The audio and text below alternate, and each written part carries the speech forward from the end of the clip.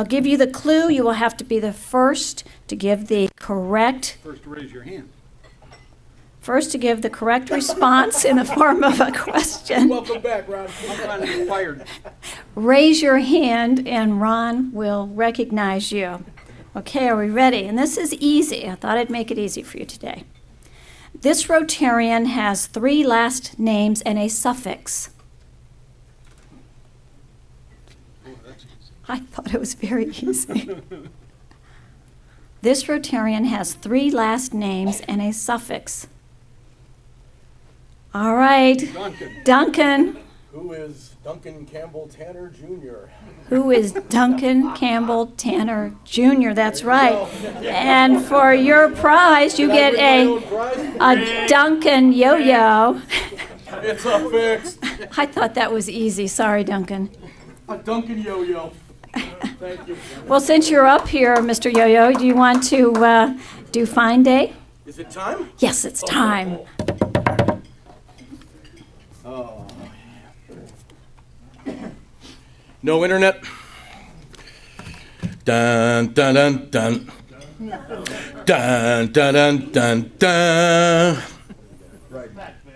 Get comfortable. Get out your wallets and purses. It's going to be a long morning. Today's beneficiary for the fines will be Relay for Life of Hudson. And a rules reminder. The Findmeister is always right. Whining, denying, and otherwise pushing back will cost you an extra $1. Category number 1, I can't believe I did that. Stu Murray, are you here today? No. Nope. Okay. Congratulations on your recent Rotabuck win. What'd you end up doing with the money?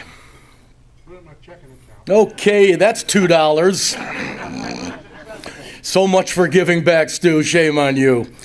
Bill Woolridge and Ron Strobel. Oh. Yeah. A tip of the Findmeister's hat to 2 longtime members whose contributions are too numerous to list. Among the contributions was the October 1st spirited discourse at this table referencing City Council. 7 minutes and a lot of dust flying later, I believe the 2 gentlemen reached an accord that they would no longer discuss City Council. That's $2 for each of you, and because of the level of entertainment that I experienced at the table that morning, I will fine you both another $2 if you refuse to ever do it again. Thank you for the laughs. James Fields, how's your breakfast, James? Good, okay. James, I'm picking on you not because you did anything in particular, but because you are on the school board. And James, apparently in a recent Hub School Board Report-related article, students were recognized with condemnations for service and academic performance. As I'm sure Phil and the coach and the rest of the educators here today would clearly delineate, that should have been commendation. James, that's $2 on behalf of the board. We condemn all our... There you go. and thus the enviable state ranking. Ben. I'm sorry, Ben. Where are you? Ben? There you are. Ben, you were on a no-fine roll for a while there, but apparently that has all changed. Once again, your Findmeister has discovered numerous photos of you. Thank you to wife Sandy. As time prohibits your Findmeister from listing them all, let's just call it an even $5 and move on. Ben, in light of the lofty number involved here, I have had the opportunity to connect with Chris Barker. A loan from the bank will be forthcoming. All she needs for collateral is your wife Sandy's camera. Yeah. Once again, your Findmeister is not above reproach. At the October 22nd meeting, yours truly was subbing for Sergeant-at-Arms Ron Strobel, and in doing so failed to bring Dick Pearsall up for the weekly song. That will be $2 from my pocket. And Ron, that's $1 to you for putting me in that untenable, chagrining position. Oh, before we go any, are you collecting? Ron's collecting from you. Okay, folks, hold up the cash. We're making a lot of money the last few months. The coach is not here, but the coach is here. Coach Sogan, in addition to all you do for the community, you have somehow found the time to actually commit to memory the response to President Allison's heartfelt rally. How are we making a difference? Folks, on October 22nd, only Coach Ed gave the correct response, most likely because Ron was out of town. That's $1 to each of you. We've got to get this down. How are we making a difference? Okay. Too late. Get the dollar out. Yeah. Jimmy Sutphin. Jimmy, where are you? Oh, no, Inky's not here. That's too bad. Inky had a big day in the last 3 or 4 months, 3 or 4 weeks. Apparently, Inky has decided to give Ben Rexroad a run for his fining money. You purloined, for those of you who think it's condemnation instead of commendation, purloin means to steal. You purloined Tom Page's agenda from the podium when he filled in for President Allison. That's $2 to Jimmy. I'll make sure he finds out. Secondly, and Jimmy, this one hits a little close to home and apparently is in tune with the theme of grammatical faux pas. Also on October 22nd, when asked to give the proper Rotary Jeopardy response, Jimmy incorrectly connected the number of the verb to the subject. It is not how many is 14. And yes, your Feinmeister used to teach high school English. Beware. Rich, how's breakfast, buddy? Got everything going down okay? Okay, you got a free hand to reach into your cash pocket. Well, it's right out and ready to roll. God bless you. Rich, obviously you're angling for the coveted Gail Royster Shameless Self-Promotion Award. Oh, I cite just two evidences of such a move. First, promoting your CPA services on the heels of Jim Hackney's Hudson Community Foundation presentation, 2. And if that wasn't bad enough, you slammed Gail. Our shy, gentle, defenseless Gail. Apparently. While at the podium later in the same meeting, Rich, I don't know what to say. Another $2. Rich. Oh, there. Have you got a 5-spot, brother? Because that's $1. The Feinmeister is the Feinmeister. Thank you. Well, let's move on. And speaking of maligning poor, shy, defenseless Gail Royster, Tom Page, at the same meeting, a big day, October 22nd, you felt the need to point out Gail's completely well-meaning and obviously coincidental appearance in the Hub advertising her agency. We know she would never do that on purpose. Tom, that's $2. Tom, where are you? There you are. Okay. Now, Coach, I'm glad you're here. Raise your hand if you went to last Thursday's historic spanking of Mentor. Raise your hand. Those that did not raise your hand, get $1 out. There's no way you should have missed it. Raise it up. Come on. You're Coach, you want to go around? Coach, you are accountable for that money. Yeah, okay, yeah. Yeah. Unless you can spell purloined correctly, sir. Another one from the Feinmeister, I did not make it. Now, let's bring the levity down a little bit. This is a tough one. I struggled in how to present this to the membership. A cast of shame has been leveled on our fine club. One of our own, a man once valued and embraced, has gone astray. Carl, it is my solemn duty as the Feinmaster to read the following letter that I received from the law firm of Dewey, Cheatham, and Howe. Mr. Withers, we write to you on behalf of our client, Elizabeth Betty Crocker. Ms. Crocker has brought to our attention that recently you were awarded a first-place certificate for original recipe homemade baked goods. Our client further states that you proudly displayed said certificate at consecutive Rotary Club of Hudson meetings in or around October of the year 2014. I would not confirm or deny anything. This is a legal issue, Carl. Mr. Withers, we cite Article 7, Section 27 of the Ohio Code governing the production and consumption of baked goods, and Article 10, Section 29 governing copyright infringement and promotion of purloined pie, cookies, and croissant recipes. Let me take a moment here. Accordingly, we demand that you immediately cease any and all activities related to producing and promoting baked goods. Further, our client has empowered Rotary Feinmeister Duncan Tanner to penalize you in the amount of $2. We trust that you will comply immediately and completely to the aforementioned directives and recommend that in the future you confine any future food interaction to raw vegetables. Sincerely, Simon Shyster, attorney at law. We can get through this, guys. Let's just come together and remember all the good Carl has done. Next section, oops, I forgot. Let us take a moment, self-policing on pins and badges. Look around. Bust yourself and bust others. That's $1 for a missing pin and $1 for a missing badge. And once again, the Feinmeister is putting some money on the table. Phil Tobin, where's Phil? Over there. Phil?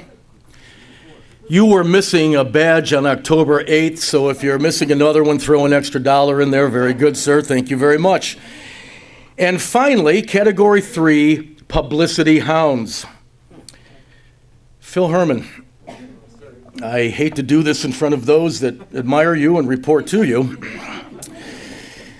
That was a great picture in the 2014-2015 Hudson Magazine and Community magazine entitled Faces of Hudson.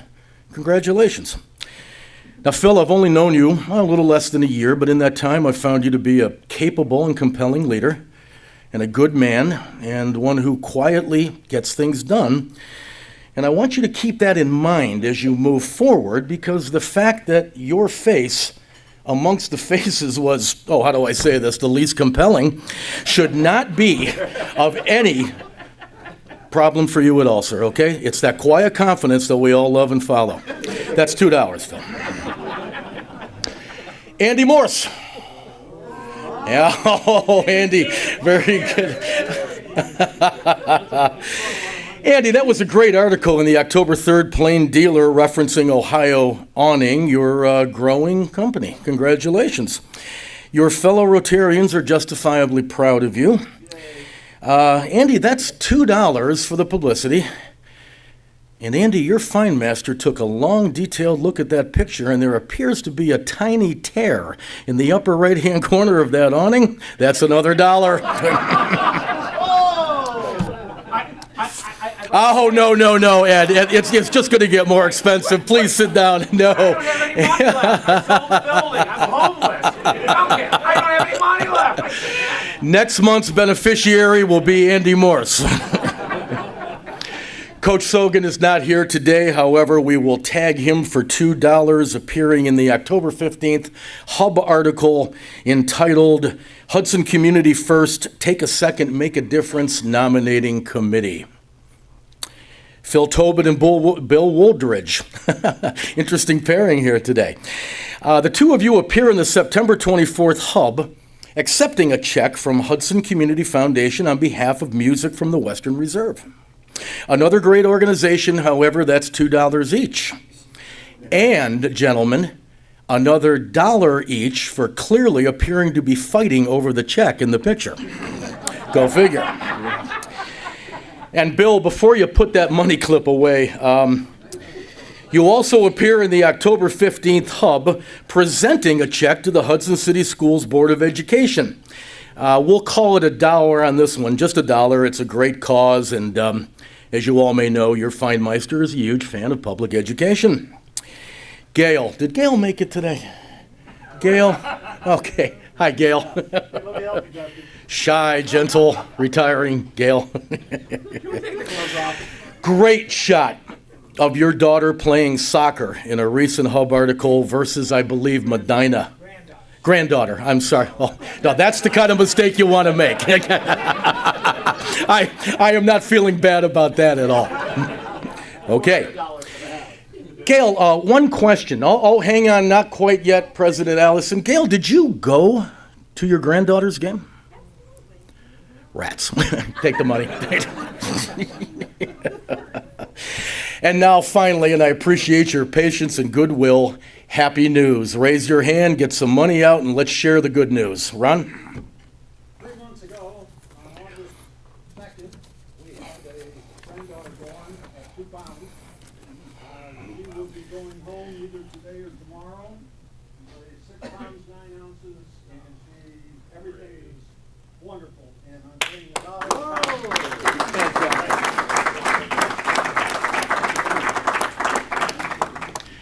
Any more happy news? George. Okay, one of our own, Jim Ahern, is going to be honored 2 weeks from now at the Hudson Annual Business Awards Breakfast, which is co-sponsored by the Economic Growth Board of Hudson and also the Chamber of Commerce.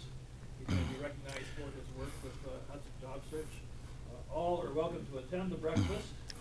It costs $10. All you have to do is call the chamber, give them your reservation, and give them your $10. Nice. Great turnout for this club in honor of Jim. Here, here. Get some money out, George. Very good. More happy news.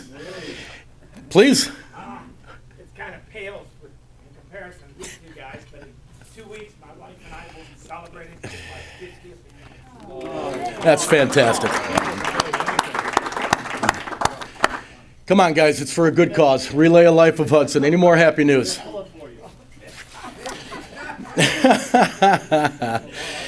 Well, as I close, there is absolutely no happy news for this lone liberal Democrat. We got spanked last night.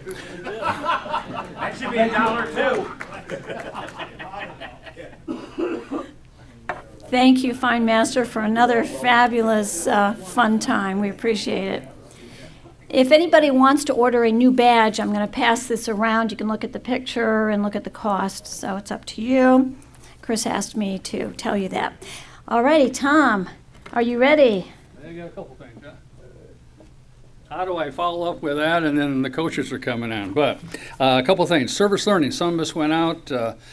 Jimmy Ahern and Brad and myself and worked at the Girl Scout camp, and the kids sent us notes, which is really neat. Must have had 8 or 10 notes from the kids. Tells you what what you want to know all about our kids here in Hudson.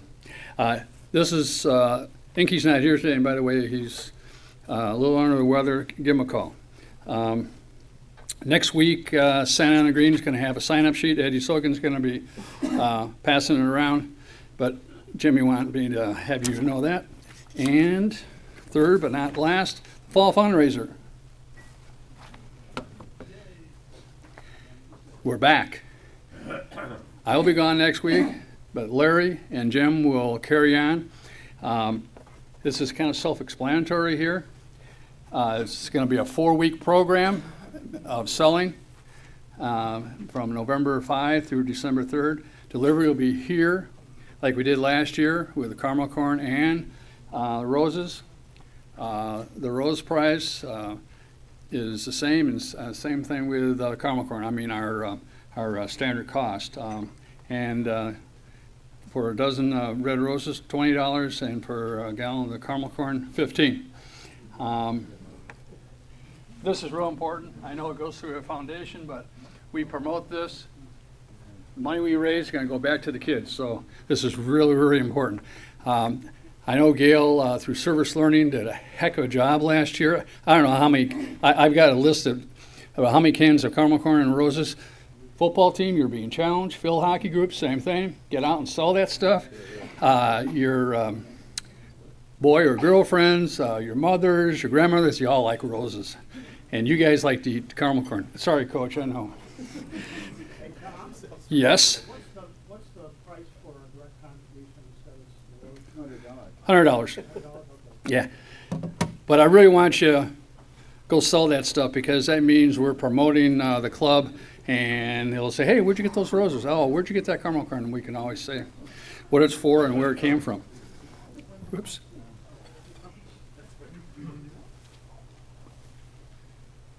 This is the schedule, which I pretty much went through. We're kicking it off today. For the next 4 weeks, we're going to push, push, push, and sell. We're going to do it just like we did before through teams. Jimmy Ahorn's going to talk to you next week, and the team captains. And Bond Day orders is December 3, and we'll distribute on the 17th. This goes to Larry Santon. As Larry would say, no ticky, no wash, you see. You got to fill that sucker out. And how many cans of caramel corn you sold and the amount that's due. Same thing with the roses. If you want to donate, you can do both. You do a combination. Whoops, how do we do that?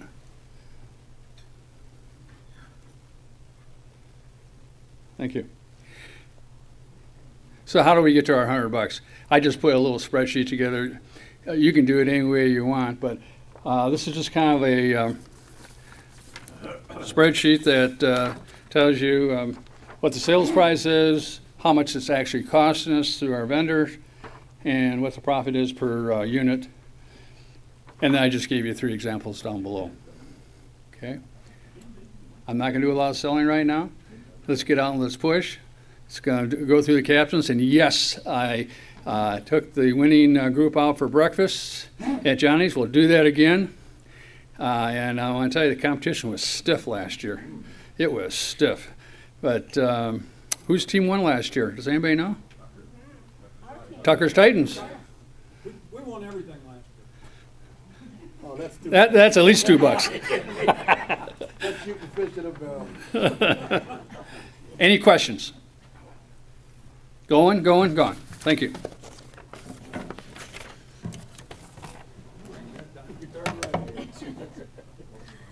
Thanks, Tom. I know everybody's going to do their best to get out there and sell. All right, we're ready for Phil Herman, our Speaker Chair of the Month. Let me get this least compelling mug up here to talk to you. That's going to come back to haunt you. No, good morning. Before I introduce our speakers for today, let me tell you a little bit about the month of November and the other speakers.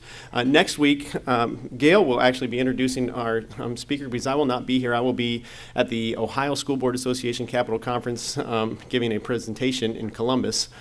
Next week. So Tom Speaks from the Impact Group will be here, and I think some of you may know Tom. But Tom is, the Impact Group is assisting the school district in developing a strategic plan. And so next week he will be speaking to you a little bit about that strategic plan, but more importantly, conducting a focus group with all of you to receive feedback about the school district, our strengths and our weaknesses, and input from you about where you would like to see the school district go as we develop our next strategic plan. The week after that, I don't know if you're allowed to do this as a speaker chair, but I lined myself up as the speaker. Does that count as self-promotion? I don't know. But I will be sharing an update on the school system and speaking to you really as superintendent, and I don't get a chance to do that very often, and so I will be sharing sort of an overview and update on the school district and how things are going. I should probably have done that before the focus group, but and then the week after that, we don't have a meeting. It's Thanksgiving. And so that is the plan for November. Many of you know that we are having and have had the most incredible single sports season I've ever seen a school district have this fall, between our cross-country team, our golf teams, our volleyball team, soccer team, field hockey, and football team. We've had the most amazing sports season I've ever seen a school district have all in one. You have probably heard me talk about how I believe the importance of teaching character education through not only through our subjects, but through extracurricular activities, through our music, through our arts, and through athletics.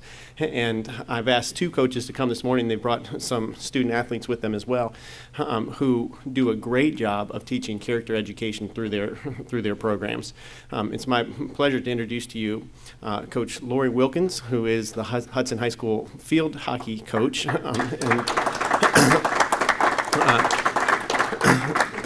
Coach Wilkins was in her first year as head coach. She also teaches 3rd grade at McDowell Elementary for us. The field hockey team was 12-5-1 this year in her first season as head coach. And the other coach who will be speaking with you this morning is Coach Ron Wright, our head high school football coach,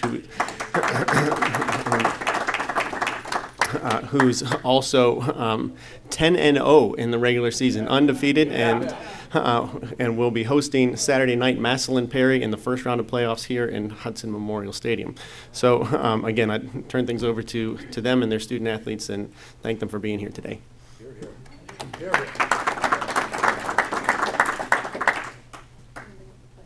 okay. You guys want to come on?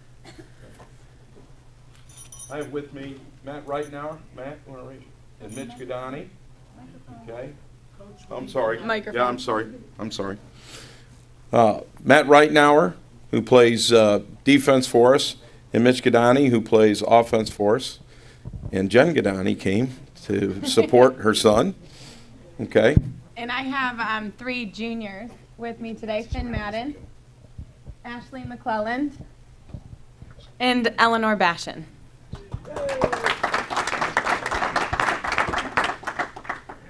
All right. Okay. All right, Well- go ahead. You start us off at the beginning. What's that? If we jump.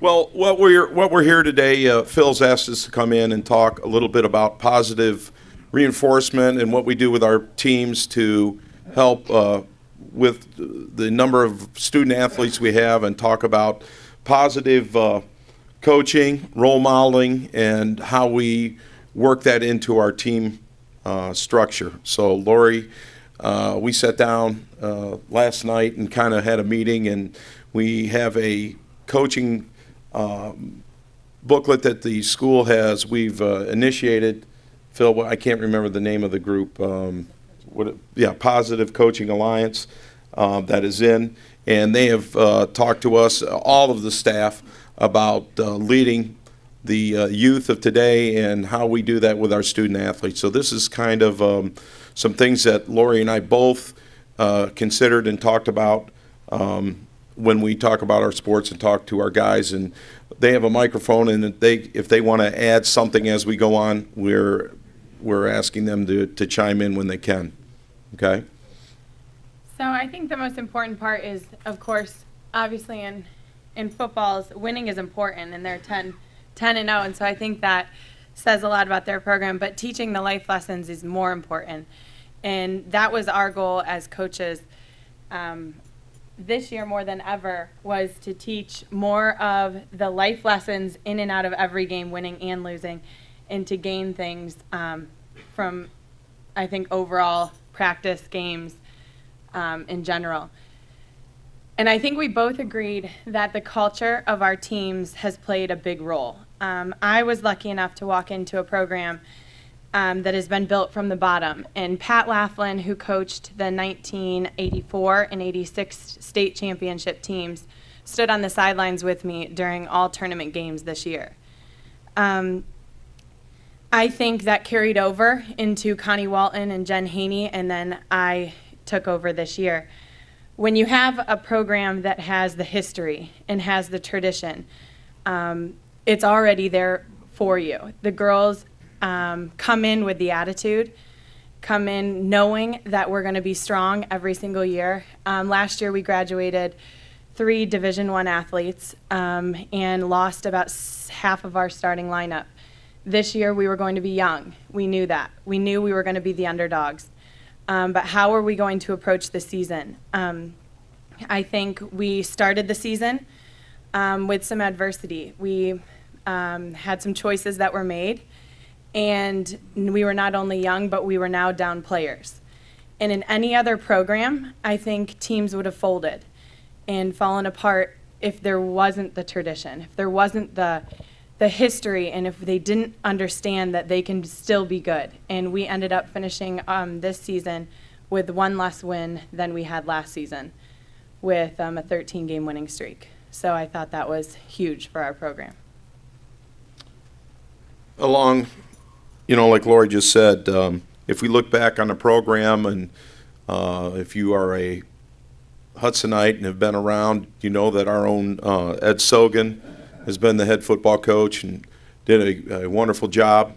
And it was followed by Tom Narducci, who for 16 seasons led Hudson to very good records and did an outstanding job with our student athletes. So the blueprint was set a long time ago for, I just saw what the program meant to Hudson and to our players, and put my personality on it a little bit. But things like being 11 was one of the things, and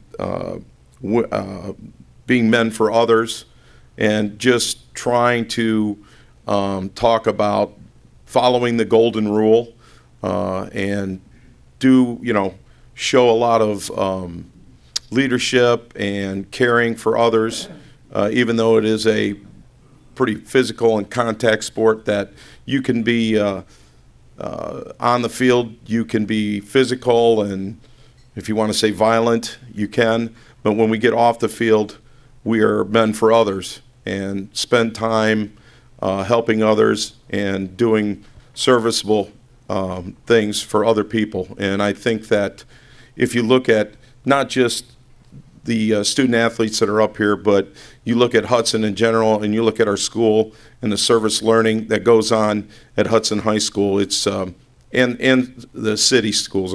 When I say the high school, I'm talking about city schools. What we do for others in this community is unmatched. It's incredible. We have a great group of people that work at the school, and great kids, really good kids. So. You want to go to the next one? Yep. Okay. I'll do this start, and then you can, okay. 3 principles of positive coaching is honoring the game, respecting for rules, opponents, officials, teammates, and oneself. We sit down prior to the season. I don't know if you know, we have people like Nick Pacity, who's a longtime referee, come in and spend time with our football team, teaching us the new rules and things that are going on. We have other alumni football players come in, talk to our student athletes about what it's like after you get out of high school, and some of the things that you need to be aware of if you're continue to play the game. Even if you don't play the game, how do you use the game to your advantage? Okay, we do a lot of goal setting with our team, and we sit down with the whole team, and we spend, how long do we spend, guys? It's a whole day together where we sit in the auditorium or in one of the classrooms, the big classrooms, and we ask, what are our goals for this year? What are we looking forward to? What do we think that is things that we can achieve as the year progresses? And I think, too, with the whole respect card, I was a collegiate athlete at Kent State. I was a freshman, and first game of NCAA's, a senior was red carded for mouthing off to an official. And a coach that I highly admire and look up to sat us down and said, you need to control the controllables, and you can't let somebody else take you out of your game. So I think that's what I said daily to my team, was control the controllables. What can you do to make this team better? We can't change officials. We can't change teammates. We can't change anything, but we can change ourselves. So how are we going to approach every situation? So I think keeping that in the back of our heads, what is important and how are we going to handle it? You want to go ahead and start, Okay. then I'll... The second principle of positive coaching is the redefining the winner. There are two different kinds of winners. There's the scoreboard winner that has more points on the scoreboard, and then there's the mastery winner. And the mastery winner is kind of where we as coaches believe is the most important.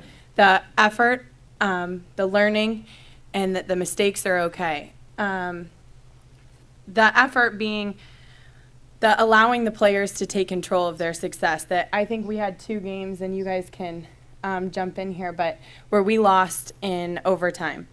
And those were the 2 best games that we had this season. And there was nothing to hang our heads about. Shaker Heights being one of them is the state champions this year. They won state, and we lost to them in overtime 1-0. And you can jump in. Do you think that was like one of your best games this season?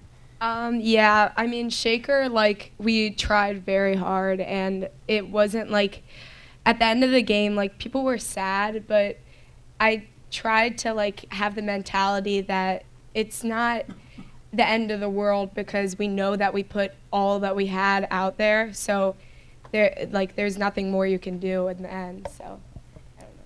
And that learning, and I think one of the big things for field hockey this year was we made a big book of lessons.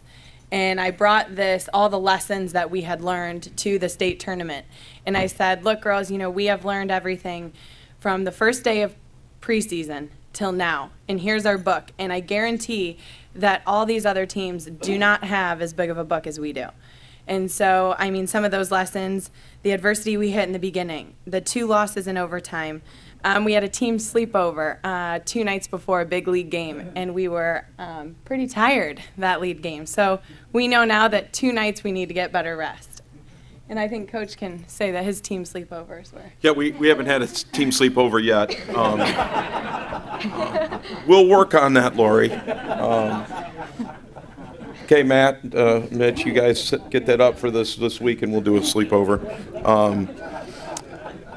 No, I mean, you guys, and I think I can ask these guys, but, the effort, what it takes to win. In a microcosm, if you look at a football game, there's highs and lows in all points of the game, and it really does emulate life lessons that go on all through your life. I mean, I really feel I played the game, had success playing the game, and not only, the ups and downs that you face and you persevere through those things, but the camaraderie you get from the guys that you play with are all life lessons. The guys that, we won a national title when I played, and the people that to this day, I mean, are my best friends, and they will call me, and they're obviously pretty aware of where we're at as a high school,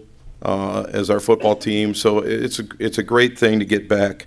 The one thing I want to ask these guys is, if you make a mistake on the field, what is our acronym that you say when you make a mistake, and we're not going to worry about it? What's the word we say? Oh, we say FIDO. FIDO. FIDO's an acronym for forget it and drive on. Forget that play. Let's move on to, even though that might have been a negative play, let's forget that, because we can't dwell on what happened. We can never get that back. So that's a rallying cry you'll hear. Our student athletes, you hear these guys say, FIDO it, let's go. Let's move on and keep going forward.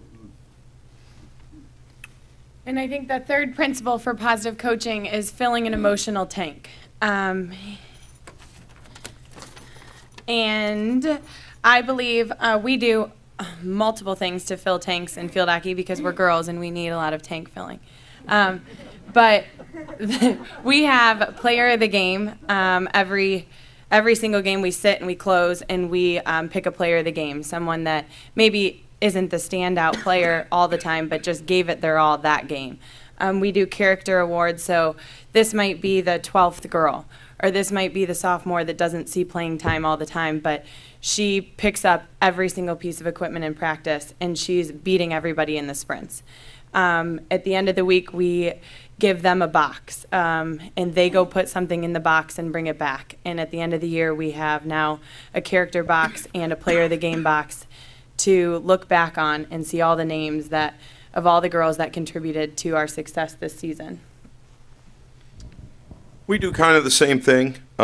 We have player of the week honors that go out to all of our players, and that would be like player of the week for offense, player of the week for defense, player of the week kicking game, scout team players. That are the younger guys that are not varsity yet but help us get ready for the game. And then even on Saturday we have a JV player of the game. So we're constantly trying to promote positive role modeling and positive playing for our athletes. And our seniors, for the most part, really take. We have an incredible amount of seniors this year, and it's an outstanding class. There's 36 seniors on our football team this year, which is the high water mark. We're playing with over 100 young men on the football team, sophomores, juniors, and seniors. We just brought up 7 more freshmen to come in and join us during this postseason. So the modeling that goes on for those guys is really good because they get to see what these guys have done, and we want them to emulate what these seniors have done. Yeah. Okay. Dynamic practice is what you say, do, and reward.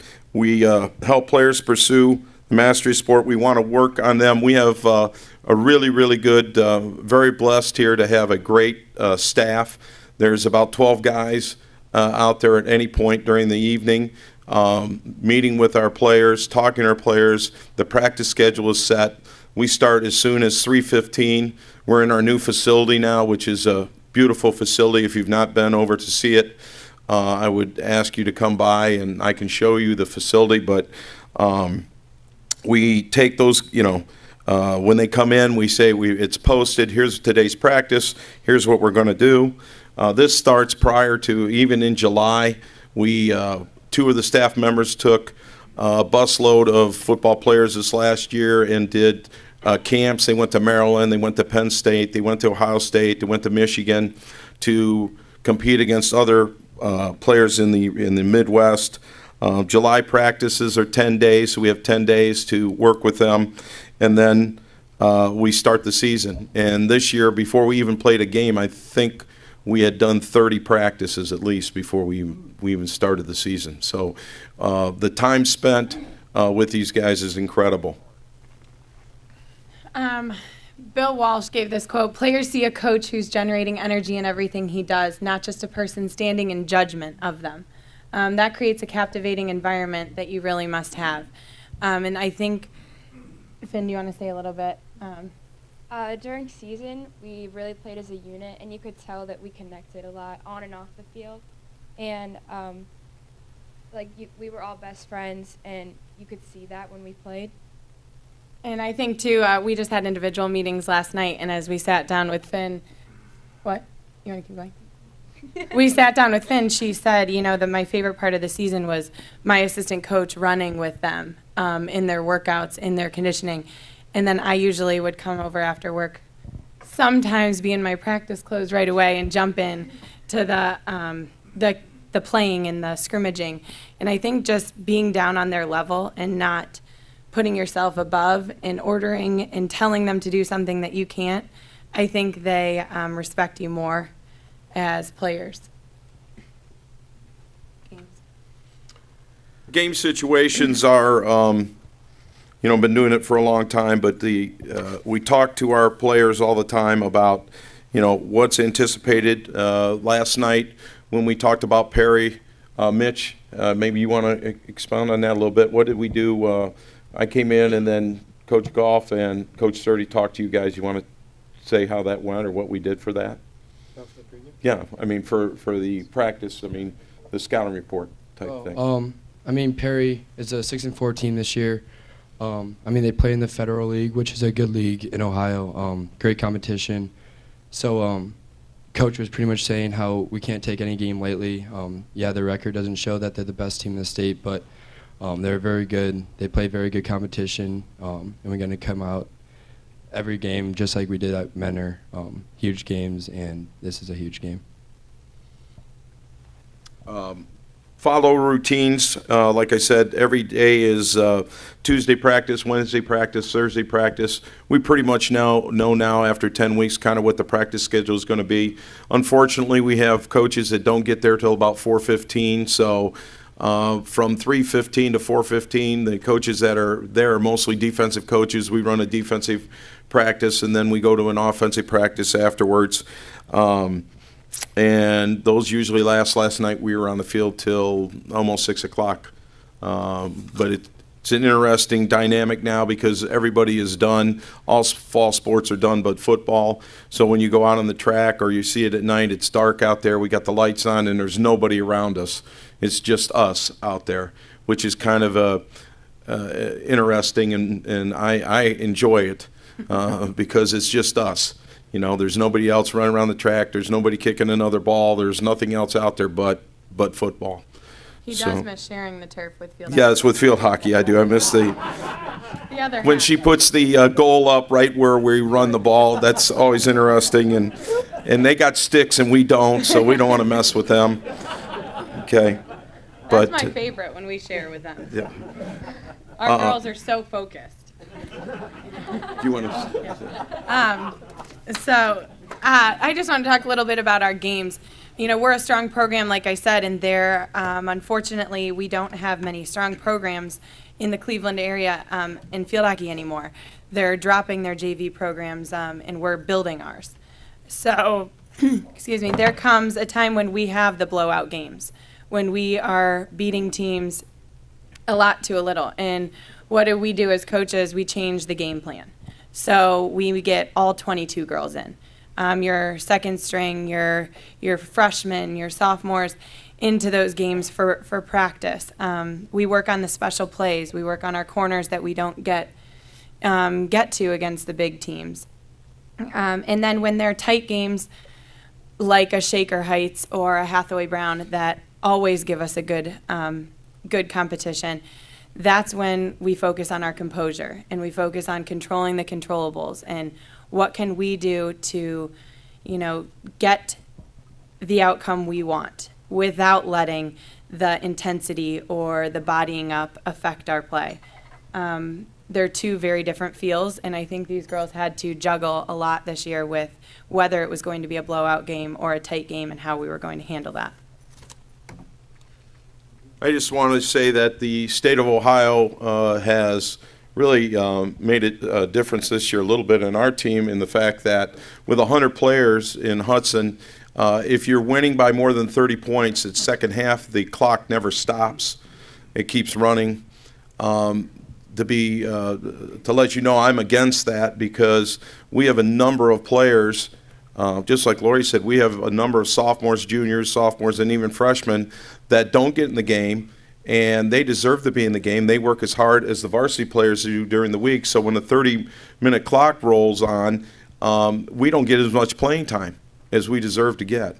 And I know for other schools it may be a burden, but it really affects us adversarially. It's not what we want. I want to run a regular clock so that I can get and look at all the players that have practiced that week. And I don't know if that will change next year or not, but we've had, how many games this year did we have the 30-minute clock? 5 or 6, yeah. And I'm disappointed in that because I really feel like it helps develop our young men. And as the longer we go into the playoffs too, the more practice time we get for them, and that helps the program overall too because now we're practicing another 5 weeks if we go to the state the final game. So those practices help us. Talk about a little bit about servant leadership. We sat down in the beginning of our season and we said, you know, we're a strong program. We do really well. We're really fortunate. We're lucky to be part of Hudson. We're lucky to wear the jerseys and go. We were 1 game away from the Final Four this year. That's how it is every year for us, whether it's a rebuilding year or not. So this year we decided that we were going to give back to the Akron Children's Hospital. And we sought out some corporate sponsors in the beginning of the season, found 4. and they donated $5. Their companies donated $5 per goal that we scored, or $25 per win. And at the end of the season, we met our goal, and we raised over $1,000 for Akron Children's Hospital.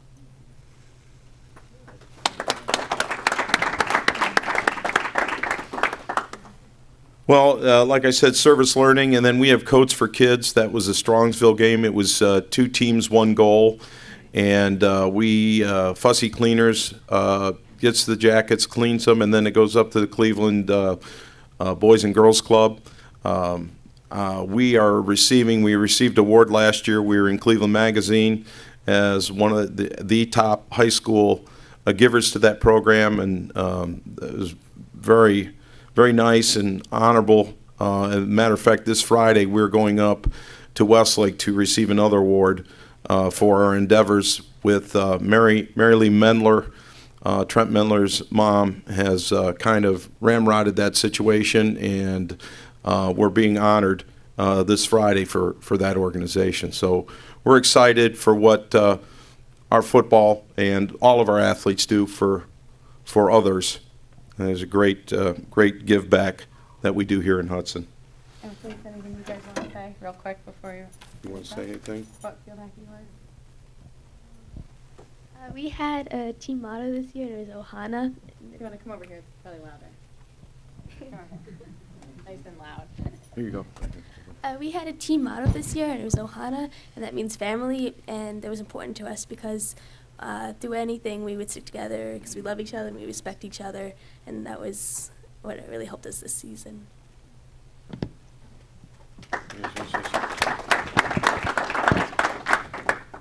Our little team motto that we use is 106 hearts beating as one, because we feel as a team everyone needs to be together for the most success that we have. So if everyone's all together and have the same plan, we'll most likely succeed.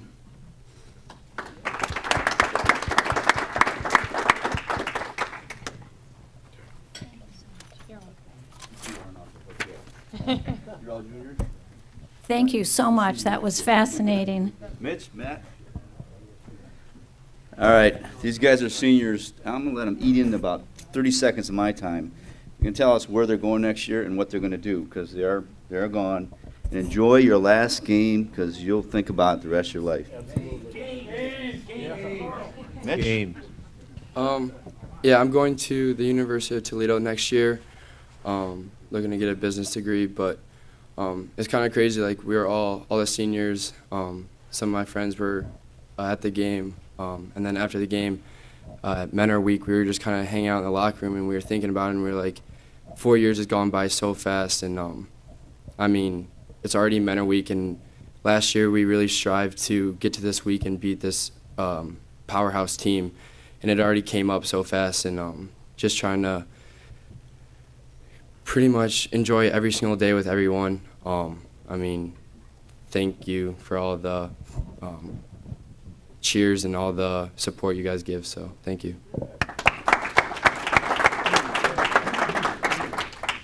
I have not decided yet where I'm going to go. I'll decide after football season. But yeah, it goes by a lot faster than we thought, because as freshmen, we didn't think this was going to go by as fast, and as senior captains now, last regular season, the last time we'll both ever play at this stadium, just flies by. And we want to thank everyone for the support that they have. It means a lot to everyone. Good luck. Coach, you've done a great job. Here, I'll let you borrow this line, because you probably have a lot of them. Never underestimate your opponent. Got that one? I got it. I say that against Massillon Perry. Is that who they are? Yes. All right. Anyway, 5 of us went down to Camp Manitowoc on Saturday in the beautiful 39-degree weather, and we closed the pool up for the season. I'd like to thank Joe Rusnick, Tom Page, Larry. I'd like to thank you for showing. Joe Avella showed up right when we were finished, just in time for lunch. And then Coach.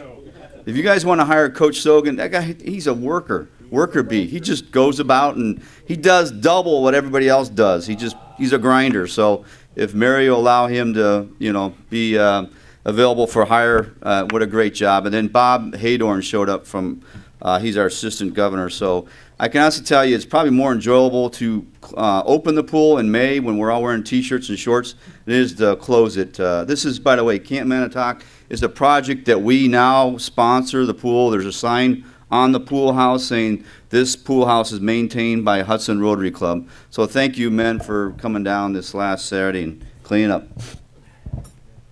Oh, one last thing. Jen, can Mitch play hockey this year since he's given up basketball? Self-promoting, thanks. All righty, Rotabuck time, and we're going to let our fine master pick. I was going to ask Rich, but after he picked himself the last time. I'm telling you. We've got payout of $11, jackpot 146. 269801. 269801. Oh. Wait a minute, let me look at this. Yeah, we'll need confirmation on that. All right. Here, you're tall. You can And hold we it up are front. good to go. Hold it because you're taller than me. Oh, that's fine, right there.